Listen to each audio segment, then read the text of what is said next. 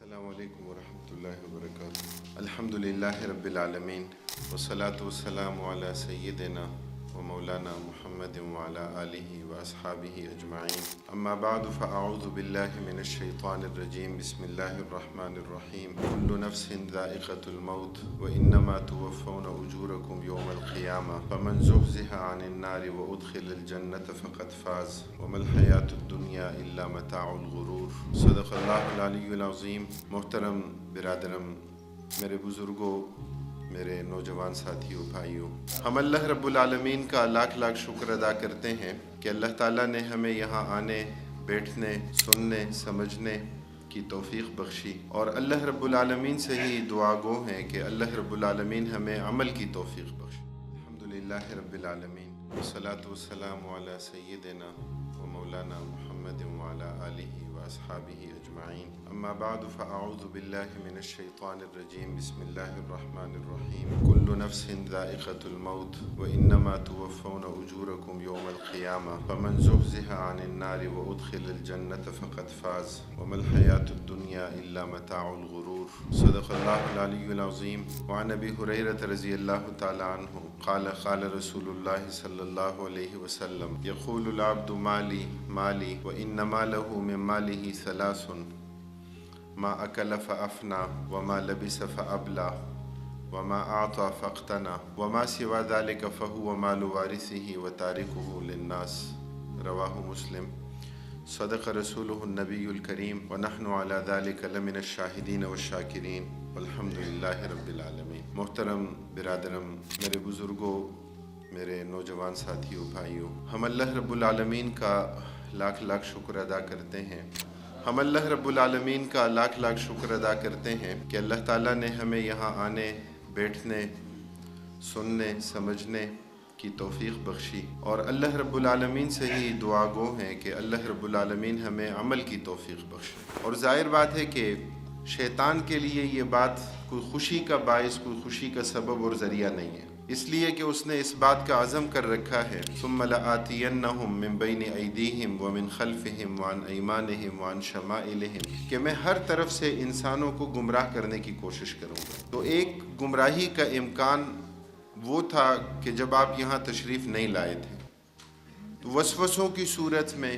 مختلف توہمات کی صورت میں، مختلف گھریلو مصروفیات کے آزار کی صورت میں آپ کو باز رکھنا تاکہ آپ یہاں نہ آئیں، آپ یہاں شرکت نہ کریں، ایک صورت وہ تھی۔ اور دوسری صورت اب یہ ہے کہ آپ یہاں آ گئے ہیں، آپ یہاں بیٹھے ہیں، تو اب شیطان کی طرف سے گمراہی کا سبب اور گمراہی کا راستہ اور اس کا مدخل کیا ہو سکتا ہے کہ آپ یہاں ہوتے ہوئے بھی آپ شریک نہ ہوں، یا آپ سماعت کریں لیکن آپ عمل کے جذبے سے اسے نہ سنیں، اس لیے کہ شیطان کی گمراہی کا سبب اور ذریعہ ہر فرد کے لیے الگ الگ ہوتا ہے۔ شیطان سب کو ایک لاٹھی سے نہیں ہانکتا، وہ علماء کے لیے علماء کے بھیس میں آتا ہے،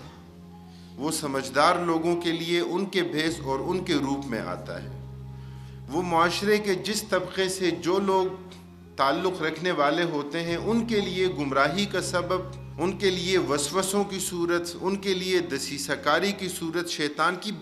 بعین ہی اسی طرح ہوتی ہے، اور اسی بنیاد پر وہ سب کو گمراہ کرتا ہے، اسی بنیاد پر اس نے لوگوں کے لیے گمراہی کے مداخل اور راستے اس نے اختیار کر رکھے ہیں۔ اس لیے عزیزان گرامی، ہمیں اس بات کی کوشش کرنی ہے کہ ہم اپنے ٹوٹے پھوٹے اعمال کی حفاظت کر سکیں۔ ہم جانتے ہیں ہماری عبادت کیا ہے، ہم جانتے ہیں ہماری عبادات کیسی ہیں، خشوع اور خضوع سے خالی، ہم جانتے ہیں اللہ تعالیٰ کے ساتھ تعلق اور نسبت کی کیفیت کیا ہے۔ اس لیے ہمیں اس بات کی کوشش کرنی ہے کہ اخلاص نیت ہو، ہم اپنی نیت کو اللہ تعالیٰ کی رضا کے لیے خالص کر لیں، ہم عمل کے جذبے سے سنیں، ہم عمل کا ایک جذبہ اور ایک داعیہ اپنے دل کے اندر پیدا کر کے یہاں سے جائیں، اور اسی کے نتیجے میں انشاءاللہ ہمارے لیے فلاح ہے، اسی کے نتیجے میں ہمارے لیے بہتری ہے۔ آج کا جو موضوع ہے فکر آخرت، یقیناً انتہائی اہم موضوع ہے، اور ہم سب اس کے لیے ضرورت رکھتے ہیں، ہم سب کی احتیاج ہے۔ فکر آخرت ایک ایسا موضوع ہے کہ اگر یہ عقیدہ بن جائے تو ہماری پوری زندگی کے تمام اعمال سنور سکتے ہیں۔ اگر یہ عقیدہ راسخ ہو جائے، اللہ تعالیٰ کے لیے جواب دہی کا احساس، میں جو بھی قدم اٹھاؤں یہ احساس دل میں موجود ہو کہ میں نے اللہ تعالیٰ کی بارگاہ میں پیش ہونا ہے، زندگی کا کوئی بھی کام، زندگی کا کوئی بھی مرحلہ اور اس میں کیا جانے والا کوئی بھی کام، اس میں جب یہ احساس پیش نظر ہوتا ہے کہ میں نے بالآخر ایک دن مرنا ہے، میں نے اللہ تعالیٰ کی بارگاہ میں پیش ہونا ہے، اور کب مرنا ہے اس کے بارے میں کوئی نہیں جانتا، ہماری کتنی زندگی ہے ہم نہیں جانتے، ہم اس دنیا میں اپنے اختیار اور اپنی مشیت سے نہیں آئے، ہم میں سے کوئی بھی اس دنیا میں اپنی درخواست اور اپنی طلب اور اپنی چاہت کے نتیجے میں نہیں آیا، اور کوئی بھی فرد اس دنیا سے اپنے اختیار اور اپنی چاہت کے نتیجے میں نہیں جا سکتا۔ جب تک اللہ تعالیٰ نے اس کے لیے آب و دانہ لکھا ہے، جب تک اللہ تعالیٰ نے اس کے لیے رزق لکھا ہے، خواہ وہ پانی کی صورت میں ہو، خواہ وہ کھانے پینے کی چیزوں کی صورت میں ہو، خواہ وہ ہمارے لیے میڈیسنز کی صورت میں ہو، خواہ وہ ہماری سانسوں کی آکسیجن کی صورت میں ہو، جب تک اس کی تکمیل نہیں ہوتی اس وقت تک جسم اور روح کا یہ ادنا تعلق ختم نہیں ہوتا۔ آدمی کا جسم کیا ہے؟ جس پہ شیدا ہے جہاں، خون کا گارا بنایا اینٹ جس میں ہڈیاں، اور چند سانسوں پہ کھڑا ہے یہ خیالی آسماں، اور موت کی پرزور آندھی جس دن اس سے آ ٹکرائے گی، یہ عمارت خاک کی پھر خاک میں مل جائے گی۔ اور یہی اسلوب ہے کہ نبی اکرم صلی اللہ علیہ وسلم کی احادیث مبارکہ میں ہمیں یہ اسلوب ملتا ہے کہ آپ صلی اللہ علیہ وسلم نے میت کے لیے، مردہ کے لیے، مرنے والوں کے لیے جو دعائیں ذکر کی، ان دعاؤں میں بھی زندہ لوگوں کا تذکرہ پہلے ہے، حی کا تذکرہ پہلے اور میت کا بعد میں۔ اللہم اغفر لحینا و میتنا و شاہدنا و غائبنا و صغیرنا و کبیرنا۔ تو اللہ رب العالمین نے قرآن کریم میں بھی اس اسلوب کو اختیار کیا، اور نبی اکرم صلی اللہ علیہ وسلم نے اپنی احادیث مبارکہ میں بھی اس اسلوب کو اختیار فرمایا، کہ جس سے ہمیں یہ بات اچھے طریقے سے معلوم ہوتی ہے کہ جو اس دنیا سے جا چکا، اس کی آخرت برپا ہو چکی، وہ عالم برزخ میں جا چکا، جو لوگ زندہ ہیں ان کے لیے عبرت کا مقام ہے، ان کے لیے یہ سوچنے کا مقام ہے کہ جس طرح ہم اپنے کسی عزیز کو، اپنے کسی رشتہ دار کو ہم اپنے کندھوں پر اٹھا کر اس کی تجہیز اور تکفین کے انتظامات کرتے ہیں، بالآخر ایک دن میں نے بھی مرنا ہے۔ جس طرح اوروں کے بارے میں یہ اعلان ہوتا ہے کہ فلاں فلاں کا بیٹا اس دنیا سے رحلت کر چکا، کبھی یہ اعلان میرے اور آپ کے بارے میں بھی ہوگا، اور ہم نہیں جانتے کہ ہماری عاقبت کیا ہوگی، ہم نہیں جانتے کہ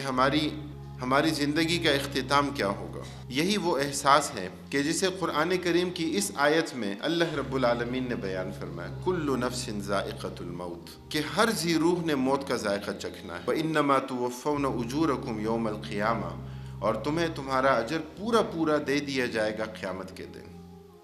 یہ دنیا عدل اور انصاف کے لیے کافی نہیں ہے، یہ دنیا جزا اور سزا کے لیے کافی نہیں ہے۔ اللہ تعالیٰ نے ایک اور عالم بنایا کہ جو عدل اور انصاف کا عالم ہے، کہ جہاں پر کسی کے ساتھ کوئی زیادتی کا تصور نہیں ہوگا۔ اور اللہ رب العالمین قرآن کریم کی اس آیت میں فرماتے ہیں فَمَنْ زُحْزِحَ عَنِ النَّارِ وَأُدْخِلَ الْجَنَّةَ فَقَدْ فَازَ۔ اس دنیا میں تو کامیابی کے مختلف تصورات ہو سکتے ہیں کہ کامیاب کون ہے، فلاح پانے والا کون ہے، کامران کون ہے۔ اللہ رب العالمین اس حقیقت کو بیان فرماتے ہیں کہ جو جہنم کی آگ سے بچا لیا گیا اور جنت میں داخل کر دیا گیا۔ آپ صلی اللہ علیہ وسلم نے فرمایا ان هذه القلوب لتصدأ كما يصدأ الحديد اذا اصابه الماء، جس طرح لوہا گیلا ہو زنگ لگتا ہے، اسی طرح بندے مومن کے دل کو بھی زنگ لگتا ہے۔ صحابہ نے پوچھا یا رسول اللہ صلی اللہ علیہ وسلم دل کے زنگ کو کیسے دور کریں گے؟ آپ نے فرمایا کثرت ذکر الموت و تلاوت القرآن، اپنی موت کو کثرت سے یاد کرنا اور قرآن کی تلاوت کرنا، یہ دل کے زنگ کو دور کرنے کا علاج اور طریقہ ہے۔ اللہ تعالی ہمیں آخرت کی فکر کو اپنے دل و دماغ میں راسخ کرنے اور اس کے نتیجے میں اپنے اعمال کو سنوارنے اور بہتر بنانے کی توفیق نصیب فرمائے۔ وآخر دعوانا ان الحمد للہ رب العالمین۔